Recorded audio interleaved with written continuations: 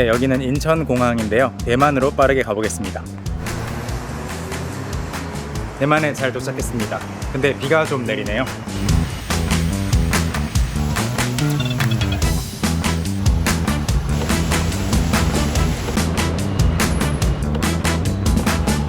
네, 다행히 비가 빨리 그치고 날씨가 진짜 좋아졌어요.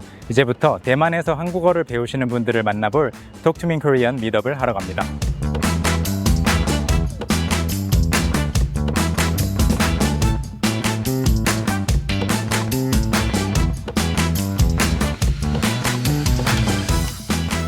그리고 오늘은 대만 정치대학에 와 있는데요. 한국어 교육계에서 굉장히 역사가 깊은 이중언어 학회가 이번에는 대만에서 열립니다. 그래서 오늘은 저도 발표도 하고 다른 선생님들의 발표를 들으러 왔습니다. 네, 안녕하세요. 저는 Talk to Me in Korean 이라고 하는 브랜드를 2009년부터 운영을 해오고 있는 선현우라고 합니다. 어떻게 각각의 교재들을 영어로 쓰면서 설계했는지, 학습자들에게 더 친절한 교재를 어떻게 설계했는지를 소개를 해보겠습니다. 먼저 잘 아시는 내용이지만 2005년, 2010년쯤이 지금으로부터 한 20년 전이었을 때 한국어 학습 수요는 꾸준히 증가하고 있었는데 독학용 자료가 부족한 상태였어요. 그러니까 학교에서 또는 교실에서 학생들이 접할 수 있는 교재들은 늘고 있었지만 대부분의 교재가 수업용으로 설계되어 있었기 때문에 선생님이 없을 경우에는 어디서부터 어떻게 공부를 해야 하고 어떤 부분에 대한 궁금증이 생겼을 때에도 해결하기가 어려웠습니다. 그런 문제를 저희를 포함해서 여러 사람들이 해결하고자 노력을 했었고 20년 정도가 지난 지금은 한국어 교재도 굉장히 다양해지고 또 저희가 나름 자부심을 느끼는 부분은 디자인 퀄리티에 상당히 신경을 많이 써서 사실은 한국어 교재를 사진을 찍어서 인스타그램에 올리거나 소셜미디어에서 자랑하거나 공유를 하는 것이 예전엔 적었는데 지금은 많이 올라간 것 같습니다. 그렇다면 저희가 제 발표 주제도 그렇고 영어권이라고 생각하지 않고 영어 기반 학습자라고 잡은 이유는 처음에 2009년에 팟캐스트 발행하고 유튜브 채널 만들어서 올리기 시작했더니 이런 통계가 나오더라고요. 이거는 저희가 채널을 처음 만들어서 1900명일 때도 그랬고 19,000명일 때도 그랬고 19만 명일 때도 그렇고 지금 195만 명일 때에도 대략 이런 그림이 나옵니다. 그 말은 영어로 대부분의 컨텐츠를 제공하는데도 미국에서는 30% 정도만 들어오고 이 중에 비영어권에는 한국도 있긴 합니다. 한국은 여러 나라가 섞여 있겠죠. 영국이 5%, 호주가 3%, 캐나다 3%, 그 후에 독일 등등 다 3, 2, 2, 2, 2, 1, 1 굉장히 다양한 국가들에서 접속을 하는 걸 보고 궁금해서 설문도 해보고 직접 대화도 나눠봤을 때 비영어권에서 접속을 하는 이유는 크게 두 가지로 나뉘더라고요. 물론 비영어권인데 전혀 영어를 이해 못하시는 분들은 접속할 수 없겠지만 크게 이유가 영어로라도 배울 수 있어서 좋다. 자기 언어로는 전혀 아무런 자료가 없다. 그리고 두 번째로 저희가 생각했던 것보다 많았던 이유는 한국어를 배우는데 영어도 배울 수 있어서 좋다라는 피드백을 많이 받았습니다. 그래서 다언어 시대의 다언어로 한국어를 교육하는 것이 중요해지는 시대에서도 영어의 어떤 영향력이라든지 영어를 배우고자 하는 의지 또는 영어를 사용할 수 있는 접근 가능성이 있는 사람들이 얼마나 많은지를 많이 느꼈고요. 이것을 바탕으로 이렇게 다양한 교재들을 만들어 왔고 총 46종이 지금 유통이 되어 있고 저희 책 같은 경우에는 큰 그런 메인 유통사 없이 판매가 되었는데도 전 세계적으로 저희 웹사이트 자체 사이트와 아마존 통해서 100만 부 이상 판매가 되었습니다. 이 책을 그동안 고민을 하면서 설계를 할 때 이제 이 부분이 제 메인 발표 내용인데요. 어떤 내용들을 중요하게 생각해야 되는지를 고민하면서 돌이켜보니까 총 이렇게 7가지 전략을 저희가 썼더라고요. 첫 번째, 쉬운 영어를 사용한다. 사용자들이 어떤 것을 필요로 하는지 수요 파악도 하고 시장 조사도 하면서 처음에는 전자책으로 시작을 했거든요. 그래서 도서가 실제로 나오기까지는 2-3년 정도 시간이 있었습니다. 그때 느꼈던 것은 영어로라도 한국어를 배울 수 있어서 좋다. 그리고 영어도 함께 연습할 수 있어서 좋다. 단, 영어가 너무 어려우면 좀 진입장벽이 있다라는 것을 많이 느껴서 저도 원어민이 아니기 때문에 친절하게 설명을 하는 데 있어서는 굳이 영어를 어렵게 쓸 필요가 없었어요. 그래서 모든 문법 용어를 안 쓸 수는 없지만 예를 들어서 명사를 가리키는 말은 써야 되고 noun이라든지 어떤 구를 가리키는 clause라든지 형용사, adjective 또는 형용 동사라고 해서 descriptive verb라든지 이런 용어들은 써야 하지만 그거는 쓰더라도 나머지 부분들은 최대한 쉬운 영어를 사용한다. 두 번째는 이거는 추후에 저희가 다른 언어로 확장을 할 때에도 교재도 거의 비슷하게 가져갈 원리일 것 같습니다. 한국어로 된 수업용 교재가 아니라 현지어로 된 교재를 만들 때에는 현지어 집중을 해서 그 언어와의 차이점을 확실히 보여줘야 학습자들이, 그러니까 모국어 화자 입장에서 놓칠 수 있는 차이점도 있을 수 있겠고, 학습자이기 때문에 아직 못 보는 것들을 책에서 보여주면 좋겠다고 생각했습니다. 예를 들어서 이 문단에서 말하는 것처럼 영어로 This is my car 라고 할 때 this랑 This car is mine 이라고 할 때 this는 사실은 영어에서는 똑같은 단어죠. 둘 다 this고 this인데 한국어로 바꾸게 되면은 이것은 제 차예요 라고 말하는 것과 이 차는 제 거예요 라고 말할 때 이것하고 이가 다른 단어거든요. 이걸 그냥 이것 가르치고 이를 가르치는 식으로 가게 되면 어쩌면 학생이 자연스럽게 영어에서는 다 this가 해당되는데 한국어에서는 다른 거구나 라는 거를 깨달을 수도 있지만 깨닫지 못할 수도 있기 때문에 영어와의 차이점을 열심히 보여주려고 노력을 했습니다. 대부분 저희가 만든 교재들에는 이런 것들이 들어가 있고요. 세 번째, 용법이 한국어 네이티브 입장에서는 같아 보여도 영어를 기준으로 용법이 다르다면 반드시 구분을 해준다. 초반에 커리큘럼을 짜면서 많은 교재들을 참고할 수는 없었지만 나중에 교재들을 좀 쓰면서 다른 책들을 보니까 이런 부분들이 문제가 된다고 느끼는 점이 많았습니다. 한국인 입장에서만 같고 영어에선 다르거든요. 예를 들어서 그 흔히 학습자들이 하는 실수 중에 택시 타고 서울역 주세요 이렇게 하는 거 많이 농담 들어보셨죠? Seoul Station please, please를 주세요로 배웠거든요. 그래서 주세요가 please가 아니고 주세요는 give라는 것을 설명을 해줘야 되기 때문에 레벨 1 레슨 11에서 주세요를 가르치고 레벨 2 레슨 26에서 의세요를 가르친 다음에 이걸 합친 아어여 주세요를 가르치는 것을 세 개를 완벽하게 나누어서 영어를 기준으로 다르니까 첫 번째는 give me please로 가르쳤고 아예 뭐뭐 해주세요는 소개조차를 하지 않았습니다. 그리고 두 번째로 imperative 명령문이죠. 그걸 가르친 후에 이걸 합친 것을 가르치는 식으로 모든 용법을 그 현지어를 기준으로 구분을 하려고 노력을 했습니다. 이게 세 번째였고요. 네 번째는 한국어를 배우는 사람들이 가장 크게 불평하는 것이 은는이가잖아요. 조사가 너무 어렵다. 한국어의 조사는 아름다운 것이기도 하지만 어려운 두통 유발 요소이기도 하다. 그런 거는 최대한 열심히 설명은 해요. 뭐 subject marker, topic marker 이런 것으로 설명은 하고 그 논리적인 설명을 학생이 이해했으면 너무나 다행스럽지만 만약에 안 됐으면 안심시키고 괜찮다. 걱정하지 마세요. 일단 예문을 엄청나게 줄 테니까 거기서 느낌을 느껴보세요. 영어 기반으로 하기 때문에 또 영어를 막 파고 들어가가지고 영어권 네이티브만을 대상으로 하는 것이 아니라서 뭔가 말을 복잡하게 설명할 건 아니거든요. 그래서 오늘 날씨 좋네요부터 시작해서 오늘은 날씨 좋네요. 어제는 안 좋았는데 이런 컨트라스트, 대조를 보여주는 거. 최근에 날씨가 안 좋았는데 오늘은 좋네요. 그 다음에 오늘 날씨는 좋네요. 계획 다 틀어졌고 뭐 재미도 없지만 날씨만큼은 좋네요.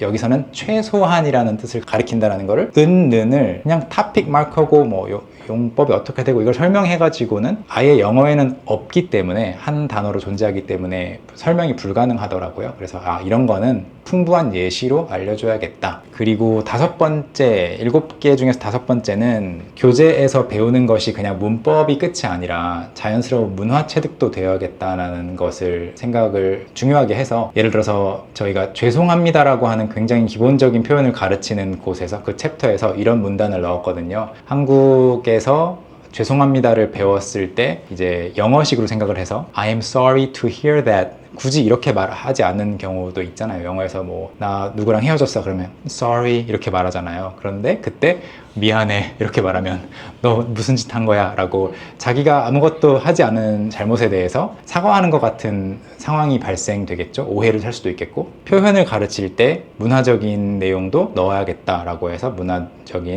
체득이 될 수 있게끔 많이 넣었고요. 또 여기에는 안 썼지만 재밌는 예가 뭘 못해요 라는 걸 가르칠 때 한국에서는 좀 문화적으로 저 고기 못 먹어요 안 먹는 거지만 사실은 못 먹는다라고 말하잖아요. 그런 것들도 넣어주는 식으로 해서 한국에서는 이렇구나 라는 것을 느낄 수 있게끔 해줘야 그냥 문법적인 지식을 가지고 가서 알아서 잘 쓸 수 있는 것이 아니라 미리 배우고 접하면서 실수를 피할 수 있게끔 했습니다. 여기에서 조금 더 확장해서 사실은 교재를 설계할 때 문법과 관련된 것을 자연스러운 문화 체득을 하는 건 좋지만 이걸 한데 모아놓으면 어떨까라는 생각이 들어서 이런 교재도 만들어 봤고요. Common Mistakes Korean Learners Make라고 해서 이렇게 바나나 밟고 미끄러지는 것 같은 것을 형상화해서 동물원에 강아지 2개 있어요 라고 하면은 안 되고 2마리 있어요, 이런 것들도 넣어보고 가르쳤습니다. 그리고 6번째 요소는요, 이런 앞에서 말씀드렸던 것들을 다 해도 여전히 한계가 있더라고요. 영어 기반으로 하다 보면 아무래도 영어가 아니라 중국어 기반이든 일본어 기반이든 프랑스어 기반이든 교재가 만들어졌을 때 모든 면을 그 현지어로 설명을 할 수는 없어서 나머지 느낌 중에 하나는 자주 쓰이는, 영어로 콜로케이션이라고 하는 자주 쓰이는 연어라고 하기도 하죠. 그런 것들을 좀 묶어서 알려주면 좋은데요. 예를 들어서 뭐 노래 부르는 거, 노래로 시작을 해서 사실 영어로 따졌을 때는 song이라는 것으로 확장을 하라고 하면 노래방으로 가진 않아요. 그런데 한국 사람에게 노래로 시작되는 말을 떠올리라고 하면은 노래방 쉽게 떠올라요. 그리고 노래도 신나는 노래 쪽으로 한국 사람들은 쉽게 확장할 수 있는데 영어로 뭐 uplifting, 뭐 upbeat song, 뭐 exciting song 이렇게 가지는 않아요. 네이티브이기 때문에 이 단어를 통해서 자유롭게 연상을 해보세요 했을 때 나오는 그 방향성이 있죠. 그거를 저희도 이걸 집필을 할 때 이런 교재를 이렇게 만든 건데 한 사람한테 쓰게 하지 않고 팀 사람, 여러 사람한테 자유롭게 다 네이티브로서 문장 확장을 해봐라. 거기에서 공통적으로 가는 것들을 좀 잡아서 갔습니다. 그래서 듣다 같은 경우에도 사실은 말씀을 잘 들을게요 라는 것은 굉장히 한국적인 문화적인 표현으로 확장을 하는 거거든요.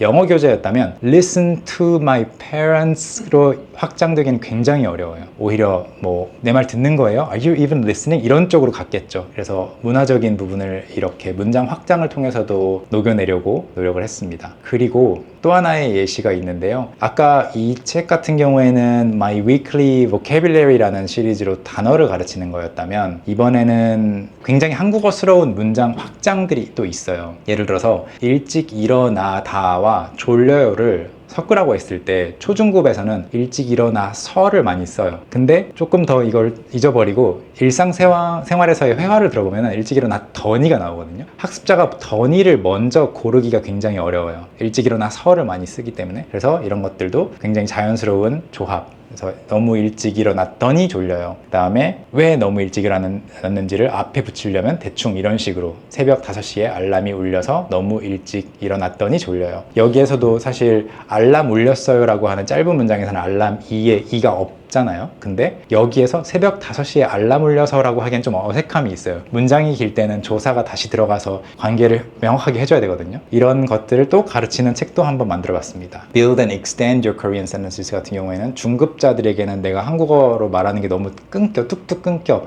짧아라는 고민이 있어요. 그 고민을 해결해주는 책으로 만들어 봤더니 굉장히 인기가 있었고, 그래서 이런 식으로 일어나요와 운동해요를 합치고 아침에 일어나요를 확장한 다음에 확장하고 합쳐서 아침에 일어나자마자 가볍게 운동해요 쭉 해서 더 긴 문장으로 아침에 일어나자마자 가볍게 운동하고 시원한 커피를 마신 다음에 회사에 가요를 말할 수 있게 해주는 교재였습니다. 그리고 마지막 부분인데요. 7개 요소 중에서 아까 말씀드렸던 이렇게 쉬운 영어 사용하고 영어와의 차이점, 영어라는 것을 다른 언어로 치환해도 말 될 것 같습니다. 그리고 용법에 따라 확실히 구분해주고 어려운 개념은 풍부하게 예시, 자연스러운 문화, 그 다음에 확장형 예문, 요거를 해도 의외로 많은 한국어 학습자들이 외국어를 자발적으로 배우는 경험 자체가 처음이에요. 뭐 학교에서 배우는 것은 우리도 그렇지만 좀 억지로 배우는 느낌이 있죠. 그래서 내가 굳이 배울 필요가 없는데 대만 학습자들도 마찬가지로 취미로 굳이 배우는 그 경험 자체가 처음이라서 이런 질문들을 수도 없이 하십니다. 뭐부터 공부하면 좋을까요? 단어는 어떻게 외워야 되나요? 문법 공부부터 해야 되나요? 아니면 이거부터 해야 되나요?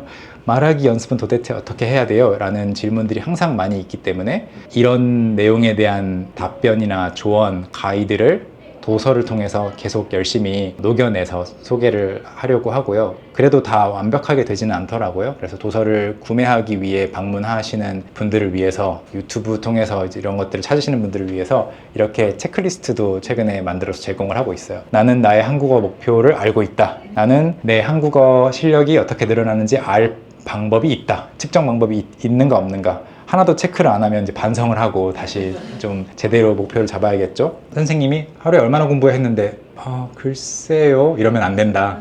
정확하게 45분씩이요. 일주일에 5시간 반 합니다. 이렇게 알아야 된다. 이런 좀 가이드를 제공해 줘야 된다고 믿고 교재를 만들고 있습니다. 이렇게 7가지 교재 설계 전략에 대해서 말씀드려 보았습니다. 감사합니다. 그래서 방금 보신 게 제가 했던 발표 내용이고요. 한국어 교재를 영어권의 사람들과 영어를 모국어로 하고 있지는 않지만 영어를 활용해서 한국어를 배워온 학습자분들을 위해서 어떻게 설계해 왔는지를, 어떤 전략들을 사용했고 어떤 방법들을 이용했는지 잘 설명해 보았습니다. 어제 그리고 미더블 할 때 학습자 몇 분들에게 한국어를 배울 때 가장 어려운 게 무엇이라고 생각하시는지를 한번 물어봤어요. 그 부분도 함께 보시죠. 존댓말 is the most difficult part for me to learning Korean. We just say 请, 谢谢. So I think 존댓말 is a different part from Chinese. Last time I went to Korean this April and I forgot to use 존댓말.